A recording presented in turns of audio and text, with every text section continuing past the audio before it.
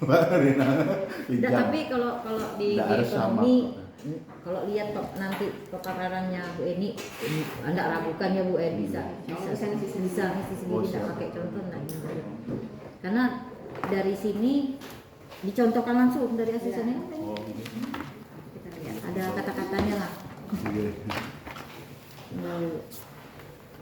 Tinggal dikembangkan dari yang itu Mbak Rina.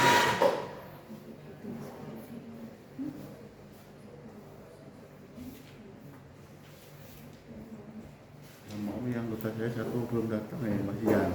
masuk.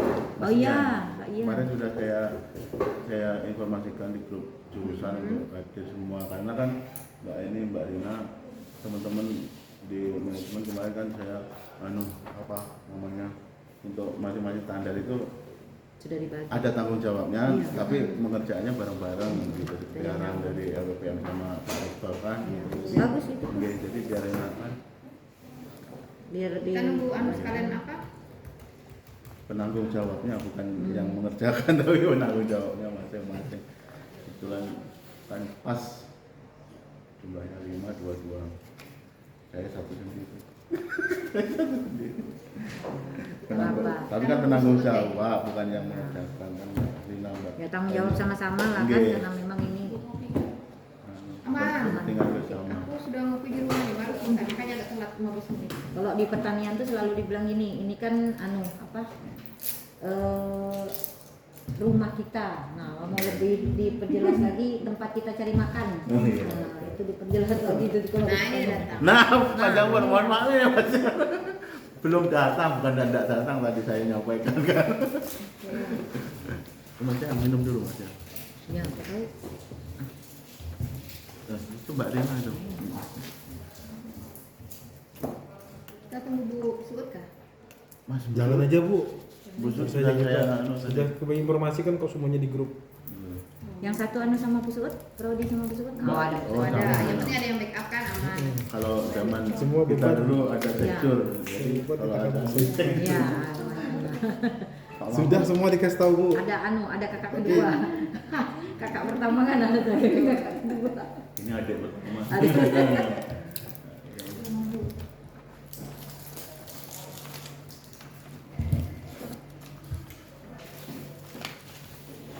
Baiklah sini. Biarlah Rina suka pantat saya di belakang. Oh, sini kamu lagi maju sini dekat Pak Ian. Sini, Ayo. ada lain. Ini nih. Atau dekat Pak Adi sini. Di tengah-tengah lah. Atau dekatnya Pak Adi sini. Pengen dekat Pak Adi rupanya ya. Baiklah, kita mulai ya. Bismillahirrahmanirrahim. Assalamualaikum warahmatullahi wabarakatuh. Selamat pagi untuk kita semua. Jadi mohon maaf ini ada keterlambatan, saya kurang lebih 15 menit, jadi kita molor dari 8.30 jadi 8.57. Jadi sebisa mungkin kita inginkan sebelum sholat Jumat lah ya Bapak Ibu ya, supaya tidak dipotong, tidak terpotong. Jadi nanti kita bahas memang, tapi seefektif mungkin sama perlakuannya seperti jurusan lain. Nah jadi sesuai peraturan BNPT nomor 19 tahun 2020 bahwa tentang cakupan lembaga akreditasi mandiri, jadi memang ekonomi di situ masuk dalam Lamemba. Nah jadi otomatis pada saat akreditasi atau reakreditasi nanti kita tidak melalui BNPT tapi kita melalui Lamemba. Nah jadi setelah yang kami pelajari dan mengikuti bimbingan teknis kemarin, saya dengan Dekan MIPA, jadi memang kalau untuk masalah instrumen yang dikeluarkan BNPT itu kan ada 9 kriteria, di dalam satu kriteria itu ada 9 sub. Nah kalau yang di LAM itu LAM teknik, kemudian ada di LAM sama, nah itu muatannya berbeda tapi isinya semuanya intinya sama. Jadi mungkin teman-teman di ekonomi juga sudah mendownload mungkin instrumen dari Lamemba. Di situ subnya itu kalau di LAM teknik itu 7. Kalau di Lamemba ada berapa? Instrumennya. Instrumennya yang sub instrumen atau bagaimana? Ya jadi kan dia kan pasti ada 9 kriteria. Iya yang busut. Iya. Segera Iya. aja ke sana. Ya, silakan Bu. Lumayan kamu sana. Enggak mau ya. Hah? Pangku kan. Bang aku Baik, kita lanjut. Jadi nanti kita sesuaikan sama-sama, tapi intinya semua instrumen di dalam sub instrumen itu dari 9 itu semuanya masuk dalam sesuai dengan ban PT. Jadi tetap ada latar belakang, tetap ada kebijakan, tetap ada indikator kinerja utama, indikator kinerja tambahan, kemudian evaluasi dan tindak lanjut itu tetap ada, serta proses penjaminan mutu di dalam setiap sub instrumen itu pasti ada. Nah, jadi kita masuk pertama di LKPS dulu ya. Jadi kalau kita reakreditasi beda dengan teman-teman yang masuk di ban PT seperti Sospol dengan agroteknologi. Jadi kalau teman-teman yang di Sospol dan agroteknologi itu mereka tidak reakreditasi, tapi mereka melakukan pemantauan dan evaluasi peringkat akreditasi. Nah, di situ juga mengisi data kinerja dan data laporan evaluasi kinerja. Nah, terus kewajiban mereka juga melakukan instrumen suplemen konversi. Jadi nilai yang reakreditasi dari B ke baik sekali, C ke baik. Nah, itu. Tapi kalau kita di LAM, ini kita sifatnya reakreditasi sehingga nanti pada saat muncul hasil akreditasinya sudah istilahnya bahasanya baju baru. Jadi sudah baik sekali sama unggul. Itu yang di LAM. Jadi yang pertama itu kita pengisian LKPS. Nah, jadi pengisian LKPS ini semua terlibat mulai dari akademik, kemudian keuangan juga terlibat karena di dalamnya itu ada keuangan, sarana dan prasarana. Nanti materinya saya share, jadi semua prodi sudah pasti dapat, nanti ada di flashdisk, tinggal di copy. Jadi, nah ini outline-nya, ini juga nanti filenya juga sudah diterima di semua prodi, tinggal ekonomi. Jadi outline-nya untuk laporan kinerja program studi nanti kita sesuaikan dengan template yang dikeluarkan oleh Lamemba. Jadi yang ini untuk evaluasi diri, ini LKPS. Nah, jadi untuk cover kita sesuaikan dengan yang dikeluarkan oleh Lamemba. Identitas, nah ini juga sudah saya ingatkan ke semua jurusan. Jadi pada saat kita mengisi identitas, kemudian cover apa, kita harus sesuaikan dengan template yang dikeluarkan. Bahasanya asesor kemarin itu supaya kita taat asas. Jadi tidak ada yang di template itu tidak ada yang kita tambah, di template itu tidak ada yang kita hilangkan. Nah, itu terjadi kemarin juga sama di fakultas lain juga saya sudah ceritakan. Pada saat kemarin kami pemaparan itu dari Universitas Umi Makassar, itu kan memaparkan program magisternya, memaparkan hasil laporan evaluasi diri yang sudah disubmit di Sabto. Nah, ternyata pada saat awal pemaparan ada halaman yang pengisian borang ini hilang. Padahal itu sudah disubmit. Nah, itu artinya kan tidak taat asas. Jadi kalau bisa jadi kita pada saat mengisi LKPS dan laporan evaluasi diri itu kita sesuaikan dengan template yang dikeluarkan masing-masing LAM. Nah, ini yang saya tampilkan ini adalah template dari Ban PT. Tapi kalau di LAM sudah saya baca di LAM teknik, kemudian LAM sama itu templatenya sama. Mungkin nanti muatan-muatannya ada yang digabung. Nah, nanti itu bisa kita kelompokkan sendiri-sendiri. Nah, identitas, kita masuk pertama di identitas tim penyusun laporan kinerja program studi. Nah, selama ini kan kalau kita dulu ngisi borang 3A, borang 3B, itu kan kita memasukkan nama dosen-dosen saja, ya kan? Nah, tapi ternyata pada saat pengisian identitas ini, kalau kita mau melibatkan mitra itu malah lebih bagus. Jadi mitra itu tanda tangan di situ. Mitra kita, misalkan mitra di ekonomi ini perusahaan apa, gitu kan? Nah, itu bisa tanda tangan di identitas. Kemudian mahasiswa pun bisa tanda tangan. Jadi di dalam penyusunan laporan kinerja program studi, di dalam penyusunan laporan evaluasi diri itu bukan hanya keterlibatan dosen-dosen, tapi juga di situ ada keterlibatan stakeholder, keterlibatan yaitu pengguna mitra atau pengguna lulusan kita, kemudian ada keterlibatan mahasiswa, kalau mau keterlibatan alumni juga tidak apa-apa. Jadi itu untuk identitas tim penyusun. Saya lanjut. Kita masuk kalau di LKPS itu semuanya ngisi data. Jadi data yang pertama itu kita ngisi data kerjasama. Untuk LKPS kita ngisi di format Word dan di format Excel juga tersedia. Nanti bisa di-download, kan ada tempat di webnya Lamemba itu nanti instrumennya itu Excelnya pasti ada. Nah, untuk kerjasama ini datanya 3 tahun terakhir. Nah, kalau mau 2 tahun paling lama juga tidak apa-apa. Kelihatan ya? Iya. Nah, jadi nanti pada saat penyusun ini kan data nih di LKPS, kalau kita nyusun di LED itu kita harus munculkan ada evaluasi terhadap pelaksanaan SPK. Jadi bukan hanya bukan hanya lembar-lembar kerjasama saja, tapi itu di situ ada evaluasi pelaksanaan SPK-nya itu seperti apa. Nah, cara mengevaluasinya kita bisa melakukan survei kepada mitra.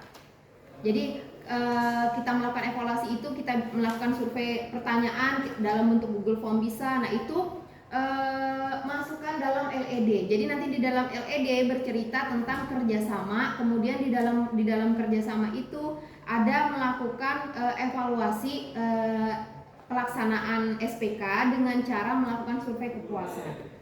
Nah, evaluasinya per Universitas Kaltara bisa diambil relevan dengan program studi. Kemudian, nah ini yang di bawah ini statement. Jadi kemarin itu pada saat pelatihan ini yang bahasa yang disampaikan asesor untuk dimasukkan pada saat kita menyusun laporan evaluasi diri. Jadi dengan ini bahasanya dengan tata kelola yang akuntabel, transparan, kan ada untuk indikator tata kelola itu kan ada 6 tuh, yang akuntabel, transparan, kredibel. Nah itu yang 6-nya itu dimasukkan, memberikan keyakinan kepada mitra untuk bekerja sama. Jadi itu bahasa yang pada saat teman-teman nanti ngisi ngetik LED, nah itu jadi inti poin yang bisa dimasukkan itu ini bahasanya dengan tata kelola yang akuntabel, transparan, kredibel dan seterusnya, memberikan keyakinan kepada mitra untuk bekerja sama bla bla bla bla bla. Jadi itu bisa dikembangkan. Jadi sekali lagi ini saya sampaikan ini tidak pakem. Jadi kalau mau menambahkan sesuai kenyataan yang ada di prodi, di fakultas itu tidak masalah. Yang penting ini memberikan gambaran poin apa saja yang bisa kita isi dalam LED. Sudah, saya lanjut. Mahasiswa, data mahasiswa 5 tahun terakhir. Jadi TS-4, TS-3, TS-2 sampai TS. Nah, TS ini tahun penuh studi pada saat kita pengajuan borang. Nah, berarti kan tahun penuh studi kita, data yang diambil itu data, kalau ini kan habisnya tahun 2023 ya? Okay. 2024 itu manajemen 2023 IEP kan? Iya. Nah, jadi kalau ini kan tahun ajaran baru kita kan masih lama nih. Nah, berarti kalau kita mau menyusun untuk yang di Lamemba, berarti tahun penuh studi kita yang diambil adalah 2021-2022 ganjil genap. Itu tahun penuhnya. Karena kan kalau kita mau ngambil tahun penuh 2022-2023 kan ini belum masuk kan tahun ajaran baru. Kalaupun misalnya nanti akreditasinya September 2023, itu habis nggak ganjil genapnya? Habis kan Bu ya? Genapnya habis. Ya, masuk ya Bu ya? Ganjil genap tergantung. Oh tapi, iya. Untuk IEP bulan apa? September kalau nggak salah. 6 bulan sebelumnya itu. 6 bulan. Februari. Oh, 6 bulan ya Bu. Jadi hitung yang ini aja. Idealnya itu kita sudah 2020 2021 enggak masuk Kak Boena. Ya masuk lah Bu. 21 6 bulan sebelumnya. Enggak dihitungnya. 6 bulan sebelumnya betul kata Bu ini. 2021. Jadi kan kita enggak Februari, September Pak. habis, Akhir September kita ngajukan. Jadi nah idealnya itu 6 bulan sebelum masa kadaluarsanya habis. Februari. Kita sudah melakukan data. Nah, jadi kan data penuh yang bisa kita ambil kan di 21 2021 2022. Karena gini, kenapa kalau kita mau pakai 2022-2023 September itu takutnya belum pelaporan dividen. Nah, itu kan pelaporan dividen kan ada jeda waktunya. Nah, itu nanti pada saat melakukan cross check atau pengecekan nanti data dividen di PD Dikti kita berbeda dengan data yang kita. Itu yang kita jaga. Jadi TS itu adalah tahun penuh studi terakhir saat pengajuan usulan akreditasi. Jadi yaitu tadi 2021, 2022 ganjil genap, kemudian sampai ke ini 5 tahun terakhir. Ya. Nah, ini tren daya tampung harus stabil kan, apalagi di ekonomi khususnya manajemen ini kan mahasiswanya lumayan banyak. Nah, jadi tren daya tampung itu jangan masukkan sesuai dengan realisasi mahasiswa yang masuk. Artinya daya tampung itu kalau bisa stabil. Jadi kalau Humanera kan 1:30. Nah, jadi daya tampungnya mungkin 20-30 bisa disesuaikan dengan LKAT bisa. bisa disesuaikan dengan RKAT awal, tapi jangan turun naik, jangan menyesuaikan dengan realisasi, karena realisasi kan nilainya beda-beda kan, turun naik. Nah itu nanti kalau kita trennya itu naik turun, itu nanti akan dipertanyakan mengenai rasio dosen kita. Jadi kan kalau rasio dosen kita itu kan memang dosen tetap program studi itu kan minimal 5. Nah kemudian dosen tidak tetap itu kurang dari 40%. Nah itu yang kita jaga supaya rasio daya tampung tadi stabil, jadi ketahuan tuh rasio dosen kita. Jadi nanti dihitung berapa jumlah total dosen tetap di ilmu ekonomi pembangunan, berapa jumlah dosen tetap di manajemen. Nah nanti sesuaikan dengan rasionya, rasio mahasiswa sama dosennya. Saya lanjut. Mahasiswa asing untuk sementara belum kita isi karena memang belum ada data yang ini mahasiswa asingnya. Saya lanjut untuk profil dosen. Nah ini profil dosen ini kita harus bedakan yang mana DT, yang mana DTPS. Jadi kalau DT itu adalah dosen tetap perguruan tinggi yang ditugaskan sebagai pengampu mata kuliah. Nah DT ini adalah dosen yang mengajar WMKWU. Jadi yang mengajar bahasa Inggris, ISBD itu NDT. Sedangkan NDTPS itu adalah dosen yang mengajar sesuai dengan bidang keilmuannya. Jadi di ekonomi pembangunan bagaimana, di manajemen itu bagaimana. Jadi itu yang NDTPS. Kalau yang MKWU itu hitungannya yang umum. Jadi mungkin ISBD Pak Robert ada ngajar di sini. Nah, itu bisa dimasukkan. Ya, Pak Bo, itu bisa dimasukkan di NDT-nya. Bisa. Bu, sambil ya Bu ya, artinya sambil diskusi sambil potong pembicaraan Ibu. Kalau misalnya ada dosen dari prodi ekonomi pembangunan ngajar di manajemen, itu NDT berarti kan? Dia masuk. Jadi pokoknya jadi tidak memandang home base, tapi sekarang memandang fakultas. Bukan. Yang mengajar sesuai bidang keahlian dan mengajar mata kuliah umum. Itu tetap dimasukkan. Itu keahlian ya Pak ya? Misalnya kayak saya pembangunan ngajar statistik di manajemen. Itu tetap masuk di manajemennya karena dia NDTPS. Gitu. Kecuali yang dosen luar ya Bu ya. Intinya gitu. Kalau sudah dia di prodinya dia bidang keahlian, dia tidak bisa dipakai ke prodi lain. Jadi yang bisa itu yang umum, yang mengajar mata kuliah wajib umum. Lanjut, nanti sambil diskusi aja supaya kan kita tidak ingin membuang-buang waktu lagi. Nah, dosen-dosen pembimbing tugas akhir, ini datanya 3 tahun terakhir, berarti 2022 tahun penuh semester, 2021 tahun penuh semester, 2020 tahun penuh semester, maksimum 8 mahasiswa per semester per prodi. Maksimumnya, kalau bisa itu. Ini saya rasa masuk nih. Iya, lebih malah kan. Lanjut untuk LKPS. Nah ini EWMP-nya ekivalensi waktu mengajar penuh. Ini kan kalau waktu awal-awal kita mengisi borang 3A itu kan kita ngitung tuh dulu. Nah sekarang itu kita bisa ngambil di data sister kita. Kan data Nah ini data sister. Kan kalau di sister itu kan kalau sudah kita masukkan pengajaran, kita masukkan penelitian, kita masukkan pengabdian dan penunjang itu kan sudah otomatis tuh ada pengalinya. Nah jadi kesimpulannya semua dosen wajib mengisi sister, bukan hanya untuk keperluan sertifikasi dosen serdos, tetapi untuk keperluan ini juga semua dosen wajib mengisi sister untuk pengisian di tabel 3.A3 untuk ekivalensi waktu mengajar penuhnya. Jadi langsung data dari sister langsung dimasukkan di sini. Ada memang ya Bu ya, di sisternya ada Bu. Penelitian. Di mana tapi kan saya nggak tahu contoh. Nanti lah ya, sama-sama setelah ini diskusi. Bapak Perindak nih Bapak, itu sudah ada Bapak di Saya nggak tahu betul nggak apa-apa kan diskusi kita diskusi. Belum dibayar soalnya 1 bulan. Ya kembalinya yang kita yang kita jalankan dalam semester itu lebih dari 16 SKS itu Nah, bagaimana? ini dia. Jangan lebih. Ya. Sesuai dengan disusun kayak Betul, sesuaikan dengan POBKD karena supaya kita bisa dapat poin 4. Gitu. Jadi nggak usah Nggak usah diinput. semua. Ya. Nggak usah diinput. Di bawahnya 12 sedikit lah. Ya, karena ini range amannya sampai 15 karena jangan sampai 16 Banyak kan. belum tentu baik. Iya, tapi kan kalau kita 16 memenuhi Iya. itu. Jadi ambil nilai amannya. Gitu ya. Oke, kita lanjut. Kalau dosen tidak tetap, kalau misalkan ada, itu maksimum dosen tetap itu 40%.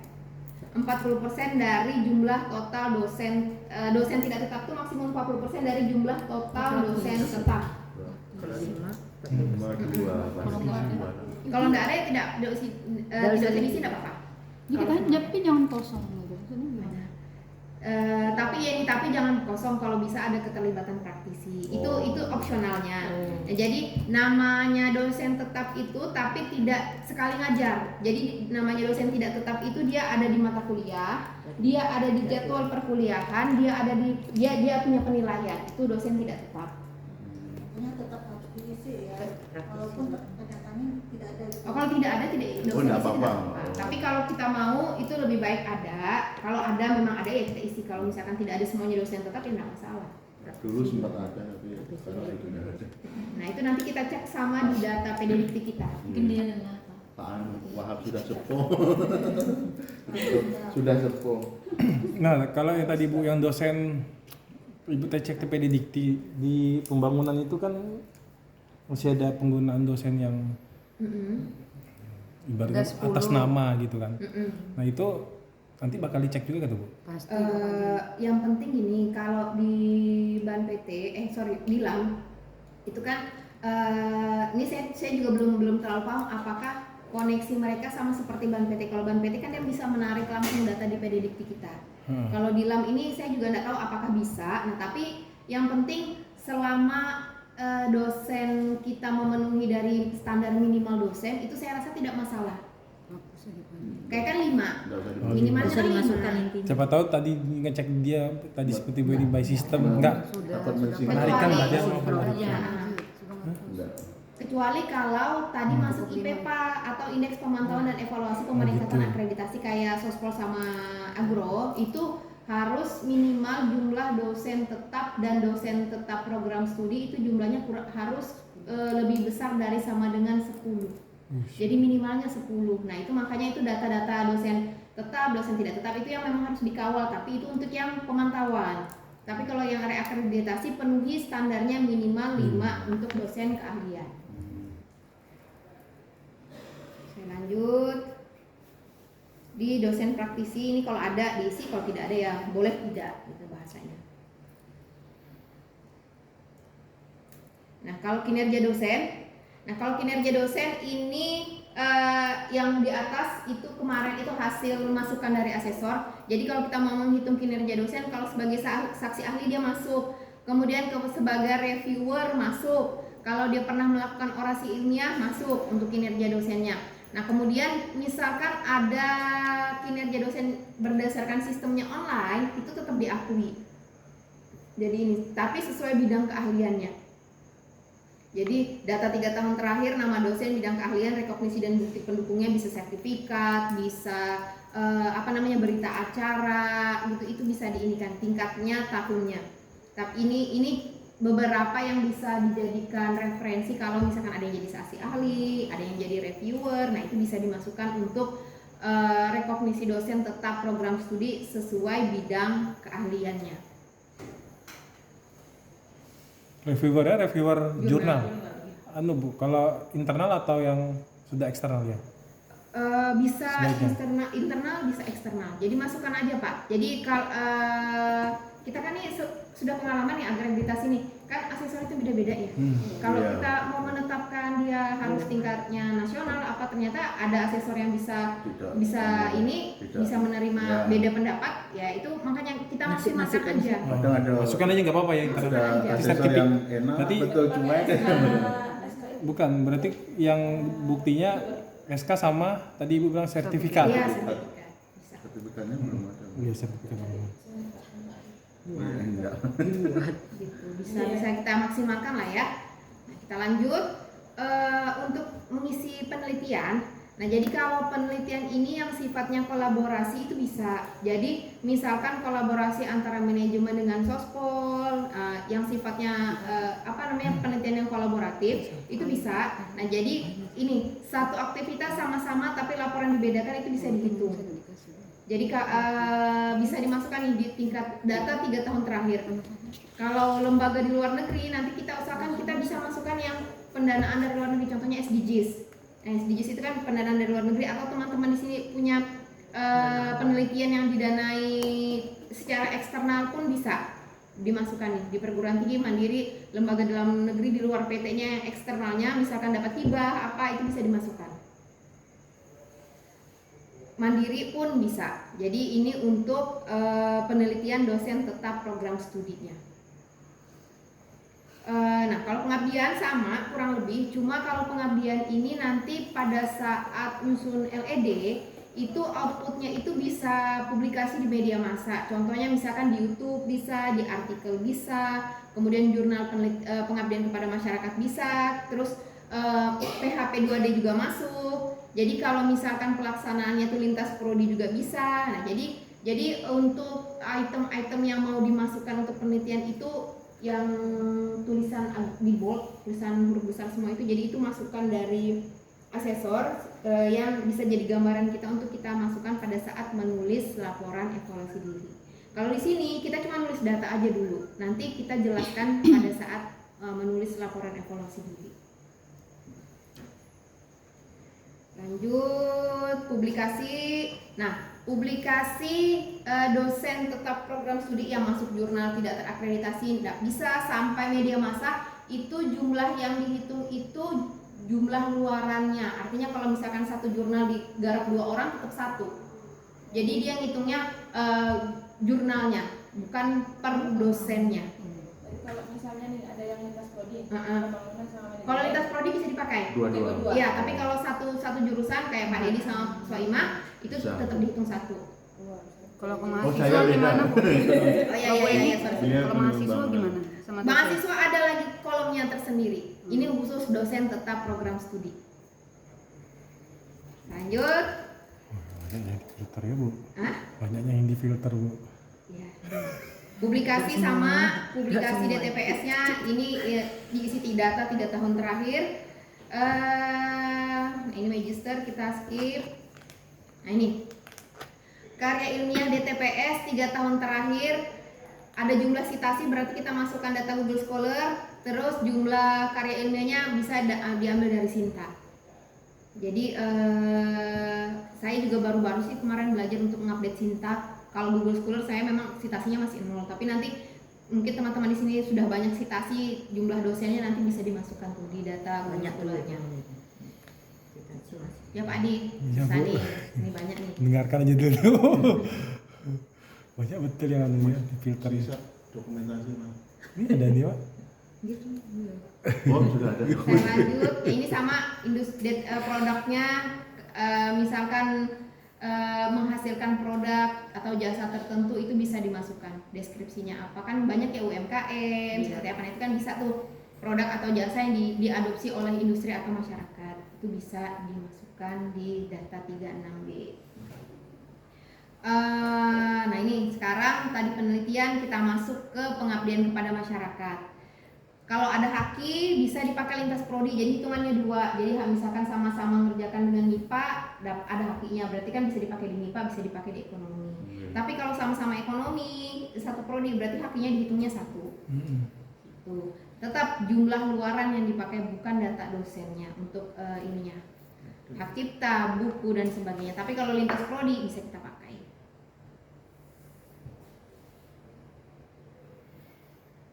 Saya lanjut Sarpras. Nah ini keuangan ya. Jadi intinya kemarin disampaikan kalau prinsip penggunaan dana itu harus kembali ke mahasiswa. Nah jadi kalau penggunaan dana yang mau dapat skor 4 itu kan kita per mahasiswa biaya operasional itu 18 juta. Kalau kita mau itu bisa 18 juta, berarti bahasanya tuh semua data penelitian pengabdian masukkan semua. Jadi bukan hanya yang dibiayai universitas, tapi biaya penelitian mandiri pun bisa kita masukkan. Jadi standarnya kemarin itu diberikan gambaran kalau penelitian mandiri satu dosen itu bisa masukkan 3 juta. Kalau pengabdian kepada masyarakat satu dosen itu bisa 1,5 juta. Itu dimasukkan aja semuanya. Tapi harus dengan laporan, harus ada buktinya. Itu untuk dana penelitian. Nah, kemudian untuk biaya operasional ini kan biaya gaji kita masuk di fakultas. Kalau tenaga kependidikan kan kita terpusat di direktorat, tapi kita tahu tuh nominalnya berapa.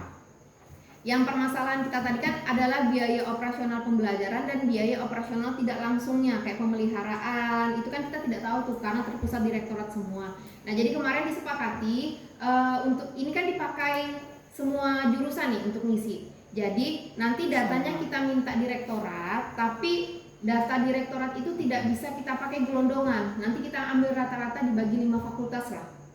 Jadi ketemu kan biaya operasionalnya, karena kalau kita pakai gelondongan punya rektorat itu kan terlalu besar tuh karena dipakai 4 fakultas lain.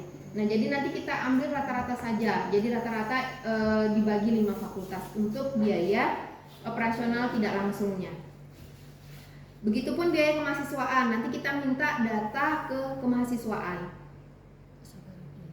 Biaya penelitian tadi yang saya bilang penelitian dosen baik yang dibiayai universitas, baik dibiayai pemerintah dapat hibah, kemudian dibiayai pihak eksternal, kemudian biaya sendiri itu dimasukkan supaya nanti ini investasi sarana prasarana pun kita harus koordinasi di depan karena kita tidak mengelola itu.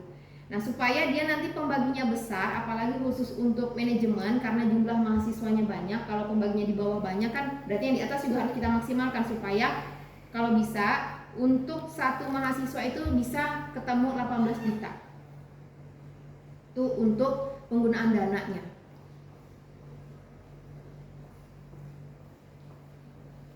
Oke, saya lanjut. Nah, ini jadi total jumlah dana mahasiswa itu per mahasiswa itu adalah 18 juta.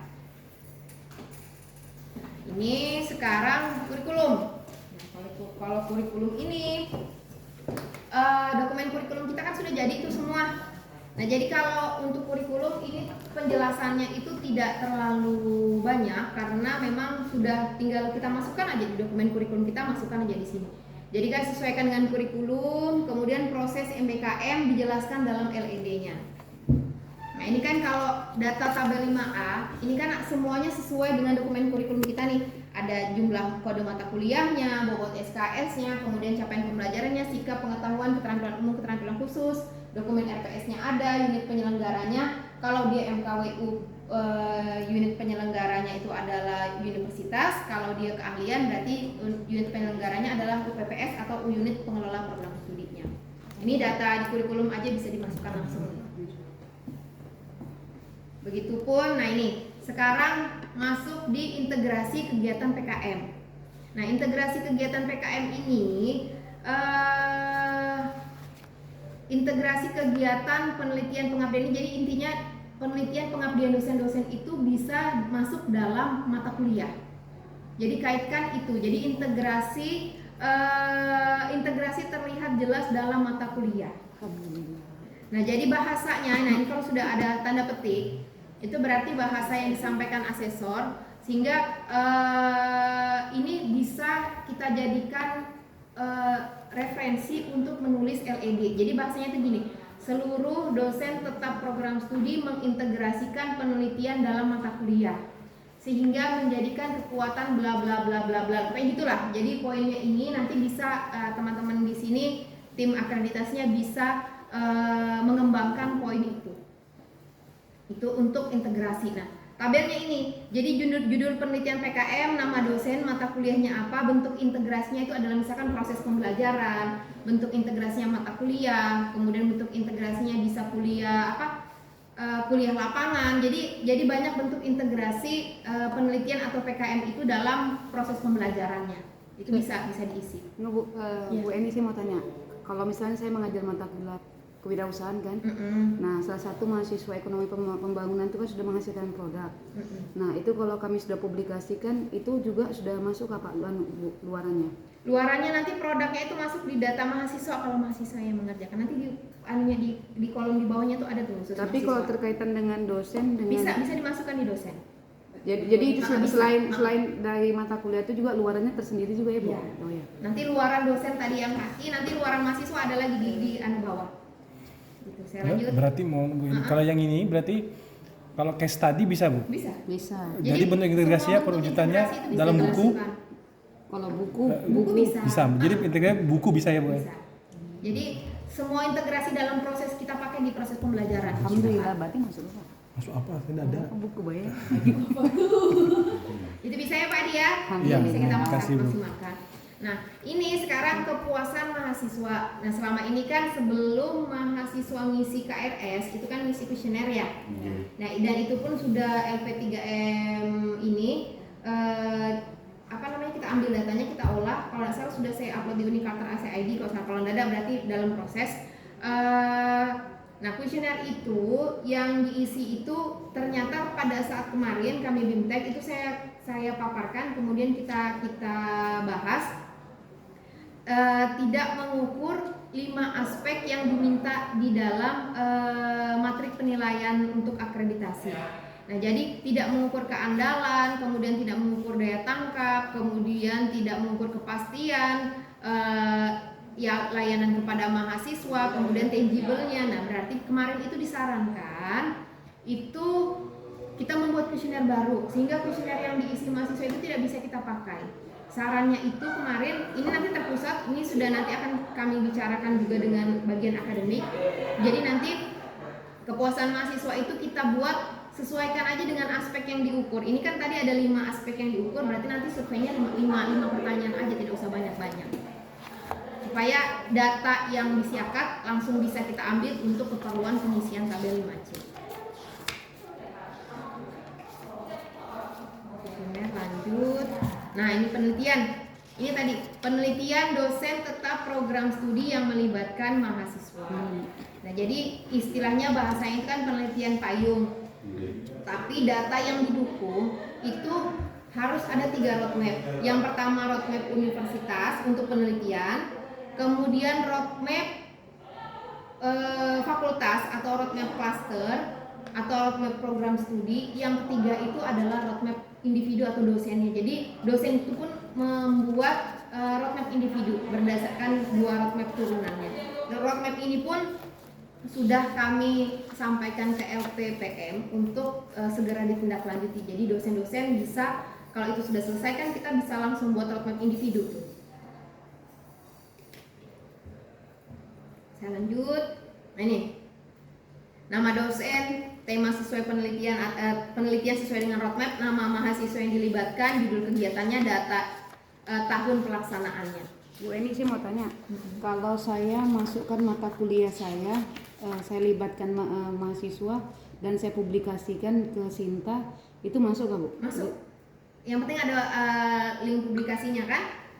Bisa dimasukkan. Jadi masukkan di Itu bobot penilaian agak lumayan tinggi nggak Bu? Kalau dia dikaitkan dengan mata kuliah ke tugas. Kalau menghitung skor itu berdasarkan jumlah, kalau cuma 1 orang saja itu pasti pembaginya kecil. Nanti tuh ada hitung-hitungannya tuh. Jadi di matrik penilaian itu ada. Saya lanjut ya, nanti takutnya ini masuk ke matrik penilaian nanti turun naik. Jadi ini selesaikan dulu LKPS.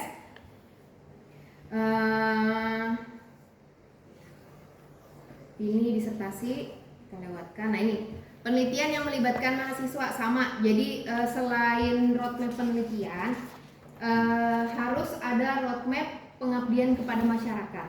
Jadi roadmap itu bergandengan. Jadi roadmap penelitian pengabdian, roadmap PKM untuk universitas, roadmap begitupun tingkat jurusan, begitupun tingkat dosen. Jadi harus membuat 2 roadmap. Jadi roadmap penelitian dan roadmap pengabdian kepada masyarakat. Ini sama judul jumlah tabelnya itu sama. Luaran. Nah, jadi luaran ini yang kita isi itu 3, luaran pembelajaran, kemudian luaran penelitian, serta luaran pengabdian kepada masyarakat. Kalau luaran pembelajaran itu IPK lulusan. Jadi 3 tahun terakhir TS min 1, TS min 2 ini dari data di akademik itu kan sudah bisa didapat ya. Jadi minimumnya berapa, maksimumnya berapa, rata-ratanya berapa untuk IPK. Nah, kalau untuk prestasi ini yang dimasukkan yang juara yang dihitung. Jadi kalau mahasiswa itu hanya sebagai peserta, keterlibatannya hanya sebagai misalkan diundang atau seperti apa, itu tidak bisa dimasukkan di prestasi akademik. Jadi walaupun dia juara juara harapan 1, harapan 2, juara 1, 2, 3 malah lebih bagus. Jadi yang penting itu yang juara, bisa tingkatnya bisa disesuaikan lokal, wilayah, nasional, internasional. Datanya 3 tahun terakhir. Ini saya lanjut, non akademik juga ada. Jadi ada prestasi akademik, ada prestasi non akademik. Nah, ini efektivitas dan produktivitas pendidikan. Jadi kita pakai data yang tengah karena yang di atas itu adalah diploma. Jadi data yang digunakan itu adalah ini. Data TS -6 sampai TS. Berarti data 1, 2, 3, 4, 5, 5 tahun terakhir. Jadi tahun penuh, 5 tahun mundur.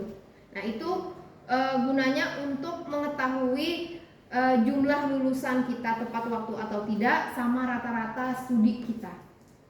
Kemarin biasanya kan kalau di wisuda itu kan di laporan Pak Rektor itu kan ada tuh yang menghitungkan rata-rata masa studi per fakultas. Nah, itu nanti bisa disinkronkan dengan itu berapa rata-rata studinya, berapa jumlah lulusan yang tepat waktu. Kalau ini kita kan hanya ngisi tabel nih. Kalau teman-teman yang IPPA, yang administrasi negara, agroteknologi, itu ada standarnya. Jadi kalau standar itu tidak melebihi kurang dari yang ditetapkan, berarti nanti mereka juga wajib mengisi laporan evaluasi kinerja. Jadi tahap-tahap pemantauan itu ada lagi. Tapi kalau kita di sini kita hanya mengisi ini. Ini untuk sarjana, program sarjana dan sarjana terapan. Daya saing lulusan. Nah, daya saing lulusan ini kita pakai data tracer study. Data tracer study kita kan ada, jadi TS-2, TS-3, TS-4. Nah, nanti ini kan yang saya pakai ini sekali lagi, ini kan template-nya Ban PT. Nanti bisa disesuaikan dengan template LAM. Tergantung LAM-nya, misalkan datanya TS-1, nanti sama-sama kita inkan, sama-sama kita cek template yang dikeluarkan LAM, tapi intinya poin-poinnya apapun yang diisi itu pasti merujuk dengan template yang dikeluarkan oleh Ban PT. Ini data ini kita pakai di data tracer study kita, pakai Google Form juga bisa. Nah, untuk sekarang di TS yang sekarang ini kan tracer study kita sesuai dengan arahan yang di grup pimpinan pernah disampaikan Ibu Dekan MIPA. Kalau tracer study kita sekarang sudah terpusat, linknya nanti ada di saya. Jadi tracer study kita sudah terpusat di Kemendikbud, tapi item pertanyaannya pun sama dengan tracer study yang biasa kita kerjakan. Jadi waktu tunggu lulusan ada, kemudian kesesuaian dengan bidang kerja ada. Nah, jadi nanti untuk kedepannya pada saat melakukan tracer study, kalau bisa link yang dibagi itu adalah link yang di Kemendikbud. Kelebihannya itu kalau kita sudah terpusat di Kemendikbud, itu kemarin saya sudah coba buka, kita bisa data yang di tracer study itu kita tidak usah mengolah lagi, dia sudah bisa keluar outputnya, jadi enak, bisa langsung kita pakai. Kalau kita pakai tracer study yang pakai Google Form manual, itu kan nanti kita ngolah lagi tuh. Nah, jadi kalau kita pakai Kemendikbud, dia nanti langsung keluar diagramnya, itu apa kemarin sudah kita cek sama-sama. Jadi keputusannya untuk yang ngisi ini untuk TS-4 karena kan itu belum terpusat. TS-3, TS-2 kita pakai tracer study yang selama ini sudah dijalankan. Itu datanya kita bisa mengisi ini. Ke Bu ini nanti minta. Apanya? Tes Yang 43. Bukan. Mintanya linknya Kan kemarin bapak-bapak itu kan sudah yang Kemendikbud kan yang baru, Bu. itu minta ke saya. Tapi Bukan kalau yang lama. yang lama itu kan Itu di jurusan. Minta jurusannya bilang. Yang dibuat Di Sofian kemarin. enggak, ini baru lagi nih Pak. bukan lain yang lama. Yang lama. Yang lama. Sudah Bapak bahas saya yang lama. Bukan, ini mau nanya dulu, mau dicatat. Yang lama kan Karena yang lama juga akan kita isi Bu di sini, TS-4, TS-3, TS-2. Nah, kalau Itu, Pak. Pak Sofian sempat buat. sempat ada tuh. Jadi untuk kurikulum kemarin kan Iya. Ada ya. kita harus nyebar tracer study juga. Saya lanjut. Nah, ini sama waktu tunggu lulusan. Data yang dipakai tergantung nih, kalau Ban PT mintanya 5 tahun terakhir, kalau Alam ada yang minta data 3 tahun terakhir, nanti disesuaikan aja datanya.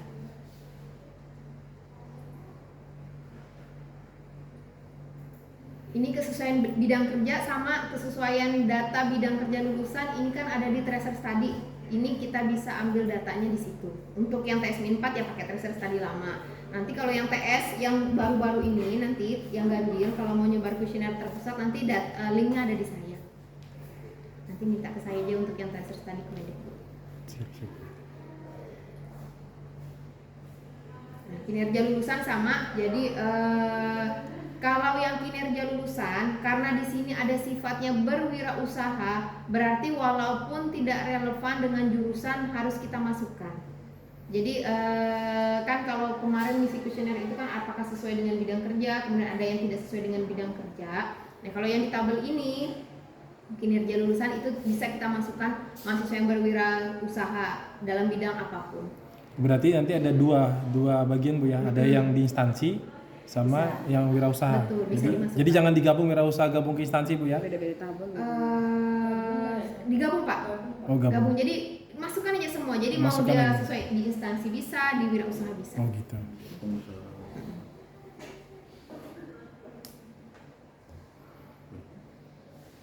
Pak Nasir bisa dimasukkan wirausaha. Pengusaha. Betul. Saya lanjut kepuasan pengguna. Nah ini kan ada 5 nih, 7.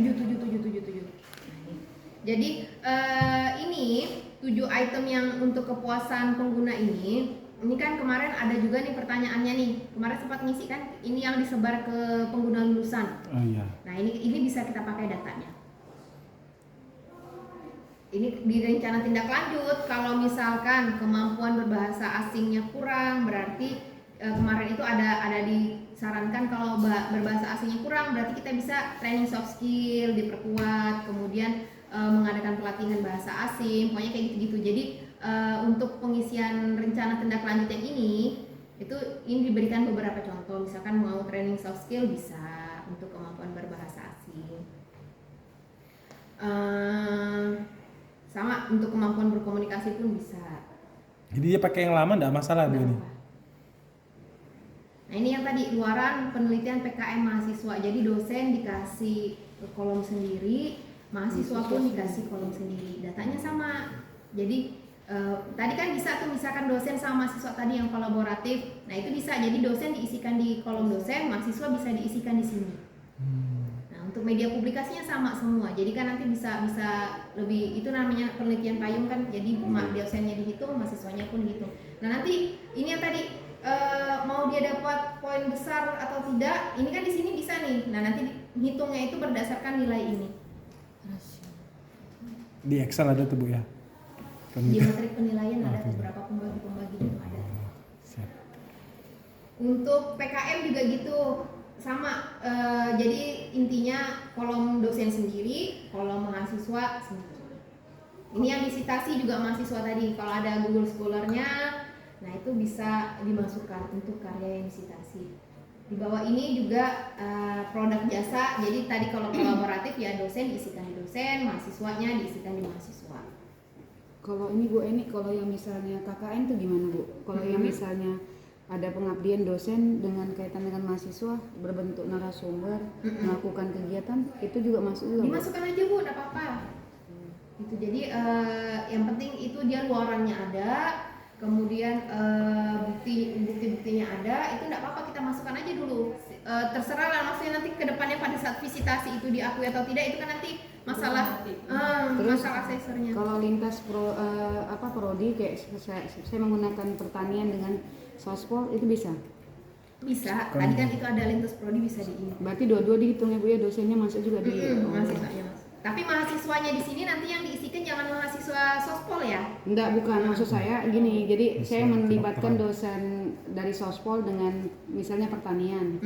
Nah kayak si Mila dengan Ibu Kartini kan, nah berkaitan itu kan masing-masing dapat juga kan dari dosennya. Nah tapi mahasiswanya yang berkaitan dengan masing-masing mahasiswanya kan? Iya, sesuai dengan program studi. Oke, nah itu LKPS sudah selesai nih. Jadi kalau tadi yang saya jelaskan itu rincinya itu di sini nanti filenya saya kasih. Jadi misalkan, nah ini kerjasama sama sih sebenarnya mahasiswa ini nanti bisa di ini kan bisa di filenya nanti saya kasih, nanti bisa dibagikan untuk mengisinya. Oke? Bu, ini sebelum lanjut saya mau tanya terakhir. Yang untuk roadmap ini kan tadi seperti yang Bu ini sampaikan lagi didiskusikan sama LP2M. Jadi kami menunggu dulu nih atau bagaimana? Atau langsung kami buat untuk fakultas? Mandiri sendiri lah. Susah kalau Gimana nanti sarannya? kita membuat roadmap dosen dulu baru naik ke bottom ke up kan, susah itu. Jadi nanti enaknya itu Nunggu dulu. sambil nunggu sambil mendesak lah, mau nggak mau lah sudah kita harus ini karena kan sesuai dengan restra kita kan fokusnya di lahan basah dan pembangunan Iya, pedesaan betul. tuh. Nah jadi harusnya itu roadmap yang ada itu sesuai dengan ini, sesuai dengan apa namanya? Universitas tadi. Bu. Universitas dulu baru kita bisa turunkan dan di apa namanya Renstra final. Jadi di Renstra itu pun di lahan basah dan pembangunan pedesaan itu pun sudah ada kata kuncinya. Kata kunci lahan basah itu apa? Kata kunci Iya ada kemarin. ada. Jadi kata kunci lahan basah itu apa? Kata kunci pembangunan pedesaan itu apa? Sehingga pada saat dosen-dosen membuat roadmap individu ataupun fakultas membuat roadmap klasternya itu, nah ini jadi kita bisa elemen kuncinya itu ada. Jadi di lahan basah itu misalkan penyediaan pangan di lahan basah, regulasi lahan basahnya, sosial ekonomi lahan basah. Nah jadi harus kita sesuai dengan elemen kunci yang ada di Renstra. Kalau nanti dosen-dosen buat sendiri-sendiri itu nanti saya khawatirnya itu nanti tidak bisa menjadi satu kesatuan untuk di lahan basah dan pembangunan pedesaan. Jadi sambil menunggu, sambil juga ngerjakan juga Bu ya. Coba-coba lah nanti. Ini sudah di-upload kan Ibu? Iya, sudah di-upload. Di- Jadi Renstra itu sudah belum di-upload. Jadi Renstra sudah saya setor ke Wakil Rektor 1 dan Wakil Rektor 1 sudah setor ke depan untuk dibuatkan SK. Oh, jadi Sudah. ini belum ya Bu ya, belum di-share di Ini belum saya upload di secara umum ya Bu. belum. Kalau kami di RP3M tidak ada mengupload, tapi tidak tahu kalau di bagian Wah, ke depan belum ada di nanti sambil koordinasi lah. Sambil koordinasi dengan ini. Renstra sudah. Tapi kalau Renstra sudah selesai tuh, sudah siap dan SK-nya pun sudah keluar mungkin. Saya juga belum ngecek untuk per hari ini. Baik, mau istirahat dulu atau lanjut? Lanjut aja Bu. Lanjut ya karena mepet waktu Iya. kita. Nah, bapak-bapak nanti dulu. Betul. Nah, jadi habis kita mengisi LKPS, itu kan kewajiban kita itu mengisi laporan evaluasi diri kita. Nah, di laporan evaluasi diri inilah yang nanti sebenarnya itu enak kalau LKPS kita sudah jadi, datanya sudah ada, kita mau ngomong LED itu sudah enak. Jadi kita mau ngomong LED itu kan berdasarkan data juga. Nah, itu kita sudah enak tuh. Jadi sama kita ngisi identitas pengusul, kemudian program unitnya, akreditasinya ini sama, tinggal ngisi saja. Identitasnya pun samakan dengan yang LKPS.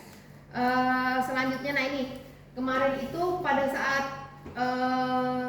BIMTEK itu kita diajarkan poin-poin untuk membuat kata pengantar. Jadi kalau kata pengantar yang pertama ucapkan terima kasih kepada pejabat, kepada stakeholder.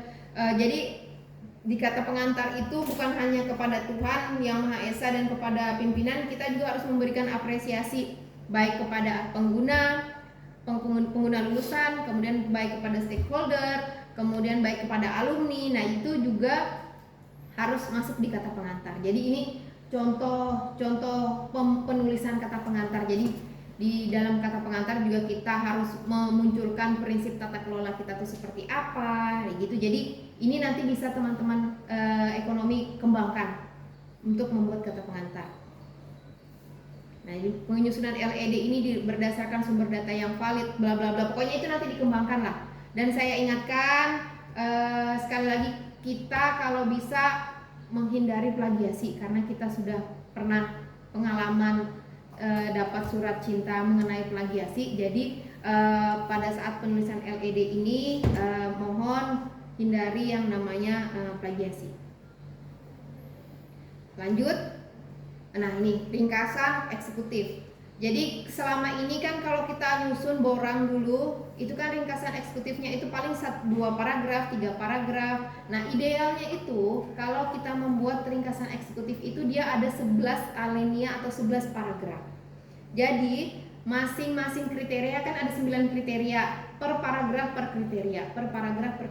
Jadi paragraf utama pendahuluan bolehlah apa, kemudian paragraf kedua sampai paragraf ke-10 itu kriterianya, nanti ada paragraf penutupnya. Nah, ini contohnya untuk kriteria 1 di paragraf pertama itu tampilkan pemahaman visi, misi, tujuan, sasaran yang ada di jurusan. Jadi berapa persentase dosen yang memahami, berapa persentase mahasiswa yang memahami. Nah itu datanya itu nanti didapat dari kuesioner yang disebarkan ke tenaga pendidik, tenaga kependidikan, alumni, stakeholder, itu tentang pemahaman visi, misi, tujuan, sasaran. Itu di paragraf pertama. Selanjutnya di paragraf kedua. Nah, paragraf kedua ini kita bicara tentang tata pamong. Di paragraf kedua ini, kalau ada tanda petik berarti itu masukan asesor, maksudnya memberikan gambaran tentang bahasa yang kita tulis.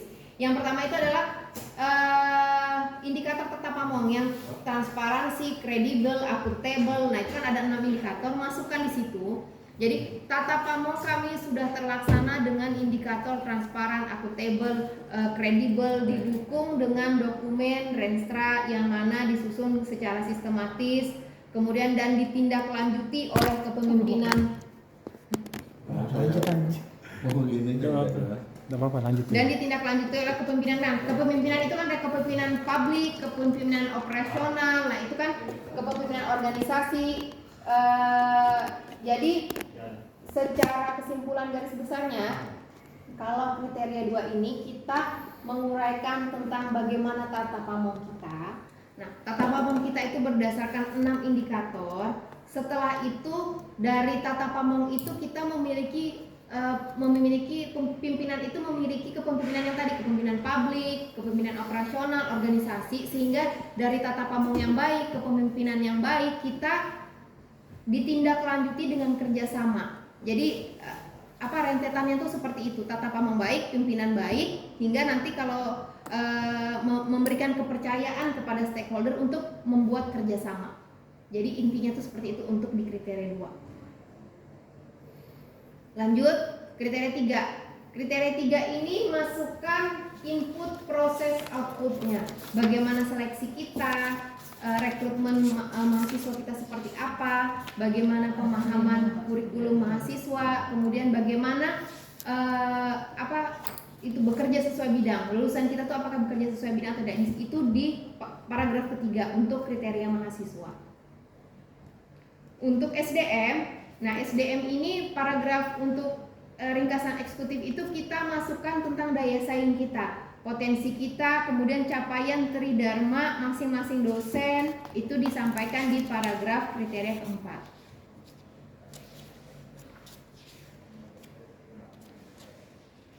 Nah ini kriteria keuangan.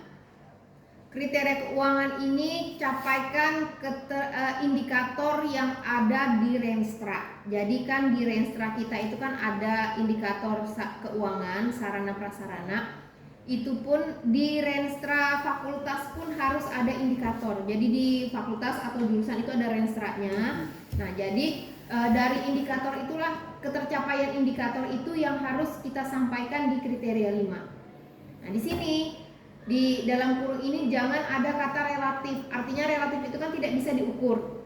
Nah, jadi kita memasukkan bahasa pada saat nulis LED itu baik, sangat baik, meningkat, kayak gitu bisa ya. Tapi tidak ada yang relatif baik. Nah, itu jangan hindari kata-kata relatif. Kemarin itu yang disarankan oleh asesor.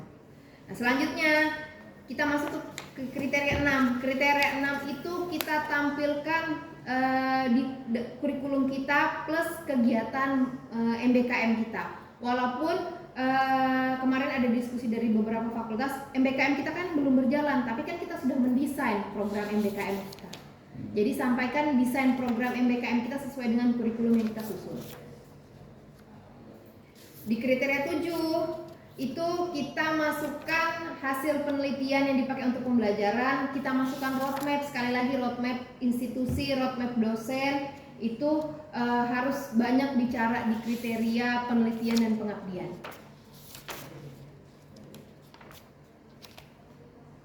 kriteria 8 untuk PKM sama roadmap.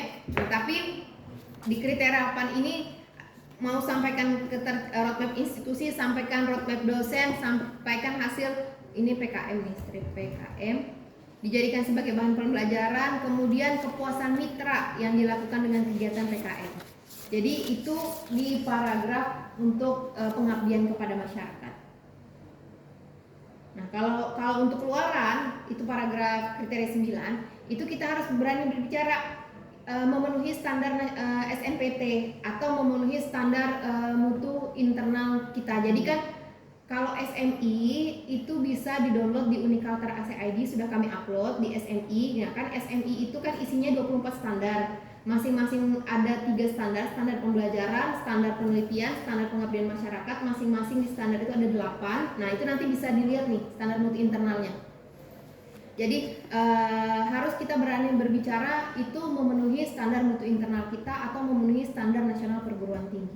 Luarannya. Jadi luaran itu ada 3. Luaran pembelajaran, luaran penelitian, dan luaran pengabdian kepada masyarakat. Nah, untuk paragraf terakhir di ringkasan eksekutif kita, kalau tadi kita reakreditasinya kita ngejar unggul atau A, yang A ke unggul, jadi harus ekspansi rekognisi internasional. Itu kalau kita target kita unggul. Tapi kalau target kita baik sekali atau kalau yang di suplemen konversi berarti baik sekali itu ke B, kita harus di paragraf terakhir itu ada bahasa efisiensi internal dan eksternal. Itu poinnya. Jadi bagaimana cara kita membahasakan melakukan efisiensi secara internal seperti apa, eksternal itu seperti apa. Jadi internal itu bagaimana kita mengefisiensikan SDM kita, baik dosen, tenaga pendidik, kemudian sarpras kita seperti apa. Sedangkan eksternal itu bagaimana kita mengefisiensikan mitra-mitra kita atau pengguna-pengguna lulusan kita. Itu untuk paragraf terakhir. Saya lanjut. Kalau daftar isi sama, ini ada 9 kriteria, penjaminan mutu, program pengembangan berkelanjutan. Nah, ini dasar penyusunan. Nah, ini bahasa yang kemarin itu mekanismenya itu gini. Kalau saya bisa cerita sedikit, ada beberapa universitas kita kan paparan semua nih, tapi tidak ada satupun universitas bahkan asesornya pun memberikan contoh LED. Tidak boleh, mereka tidak mau karena memang mereka sangat menghindari yang namanya plagiasi. Pun kami sudah minta ya tidak dikasih. Jadi memang tidak dikasih untuk sebagai bahan referensi kah bahasanya apa itu tetap tidak dikasih. Jadi di sini mohon maaf sekali mungkin banyak tipe atau bahasa yang belibet karena pada saat pelatihan jadi saya usahakan semaksimal mungkin apapun yang disampaikan bahasa-bahasa yang intinya poin-poin yang mereka paparkan itu saya masukkan di sini supaya itu sebagai bahan kita. Jadi kalau untuk dokumen LED secara utuhnya itu tidak ada pada saat pelatihan. Nah, ini dasar penyusunan LED berdasarkan apa-apa SK Rektor tentang apa nomor berapa. Nah, kemudian di sini tampilkan juga nanti dasar penyusunannya, tujuan LED ini apa. Jadi kesesuaian, ini aja ada salah kesesuaian. Nah, jadi ini yang dibahasakan kemarin. Salah satu tujuan LED itu atau laporan evaluasi diri itu adalah kesesuaian standar pendidikan dengan standar yang ditetapkan jurusan atau prodi untuk pencapaian standar. Nah, jadi itu tujuannya. Nanti kalau mau ditambahkan boleh, sekali lagi ini bukan pakem, bisa dikembangkan. Nah, ada keterkaitan antara LED dengan rencana pengembangan PT atau Renstra. Jadi nanti tetap dikaitkan dengan Renstra. Saya lanjut, tim penyusun. Nah, ini uraikan tim penyusun sesuai dengan SK Rektor atau SK Dekan, monggo silakan. Jadi keterlibatan pemangku kepentingan ini yang saya bilang tadi, eksternal bisa lulusan, pengguna, kemudian mitra. Nah, eksternal tanda tangan lebih bagus, mahasiswa juga tanda tangan 1 di lembar yang atas tadi itu lebih bagus. Nah, untuk mekanismenya itu ini yang disampaikan kemarin. Jadi kalau kita nyusun LED ini merupakan hasil kolaborasi antara apa bla bla bla bla, itu nanti bisa dikembangkan. Nah, kemudian sampaikan pembentukan tim Nah, pembentukan tim itu kan ada item-item pekerjaannya. Jadi untuk pemahaman penyusunan laporan ini siapa yang bertanggung jawab, pengumpulan data siapa yang bertanggung jawab, analisis data siapa yang bertanggung jawab, sampai penyusunan LED-nya itu sampaikan di mekanismenya. Kemudian kalau mau dibuat time schedule silahkan. Jadi isi time schedule plus uraian tugas-tugas. Jadi di time schedule itu ini kan 6 bulan nih. Contoh yang kemarin yang dibahas, isi time schedule itu yang pertama pembahasan penyusunan kondisi eksternal boleh. Nah, jadi yang ini semua ini adalah isi time schedule-nya. Silahkan nanti untuk waktu dan tugas-tugas dan siapa yang bertanggung jawab itu silahkan diatur untuk timnya. Oh, tidak lagi dekan ya Bu Eni? Enggak, jadi sekarang ini kan per jurusan nih. UPPS Bu. UPPS, unit pengelola program studi. Jadi LED ekonomi pembangunan ada, LED manajemen ada. Gitu. Dekan tahu nyantai aja kan ya Bu ya? Enggak lah, dekan harus dua-duanya. Kena tanggung jawab. Bu, saya mau tanya nih Bu Eni, saya kan sudah download itu sudah dari Jojo tahun kemarin yang di Lam Emba. Yang saya mau tanya itu narahubung itu dekan atau ketua program studi?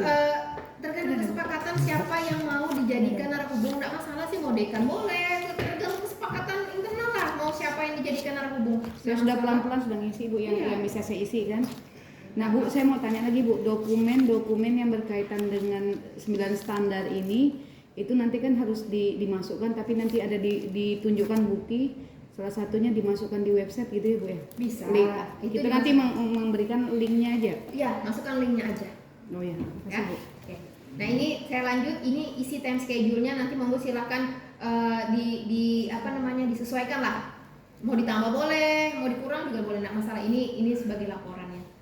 Nah, kemudian masuk ke laporan evaluasi diri untuk menggambarkan kondisi eksternal kita. Jadi di paragraf awal boleh kita berbicara tentang revolusi industri, boleh 1 paragraf. Jadi tidak usah, tapi jangan terlalu banyak. Jadi misalkan apa revolusi industri kaitkan dengan perkembangan di jurusan masing-masing, tidak apa-apa. Nah, kemudian di paragraf kedua sampaikan kondisi lingkungan makro kita.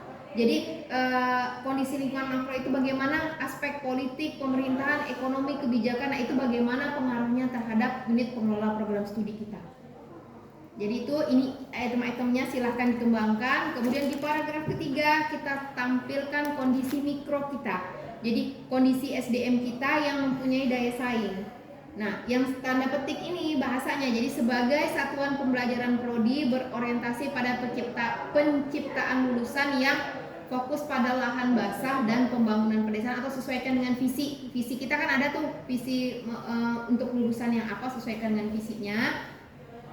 Kemudian dosen tetap yang kita miliki itu disampaikan juga berapa di kelompok keilmuan kita bagaimana, kemudian masing-masing dosen itu memiliki bidang keahlian apa, itu bisa ditampilkan. Lulusan yang dimiliki, kemudian keunggulan masing-masing prodi, terus ada peninjauan kurikulum. Nah, kalau mau disajikan dalam bentuk matriks silahkan. Jadi misalkan sajikan matrik lingkungan mikronya, relevan, akademik, atmosfer, internal manajemen, sustainability, efektivitas. Nah, jadi ini bisa disajikan dalam bentuk matrik. Jadi daya saingnya, lulusan, calon mahasiswa, tenaga pendidik, kebutuhan industri dan masyarakat itu kalau mau disajikan dalam bentuk matrik pun boleh untuk di laporan evaluasi diri. Nah, setelah itu paragraf selanjutnya tampilkan posisi prodi terhadap lingkungan makro dan mikro, mana yang paling berpengaruh. Itu di paragraf selanjutnya. Lalu kita masuk ke analisis SWOT. Nah, di sini ini diberikan gambaran. Jadi untuk kalau kita mau buat SWOT, mungkin teman-teman di sini juga sudah jago-jago dan ininya. Kalau analisis ini misalkan posisinya, untuk kekuatannya, iptek dan sebagainya sampai publikasi dosen itu bisa dijadikan kekuatan. Kalau peluangnya bisa prodi yang dijadikan sumber mahasiswa, kemudian jumlah dosennya, kemudian struktur perekonomian, keberadaan perangkat teknologinya seperti apa.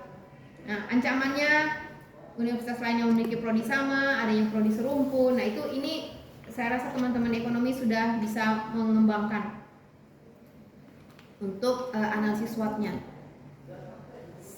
Ini setelah ini kan pasti ada strategi pengembangan.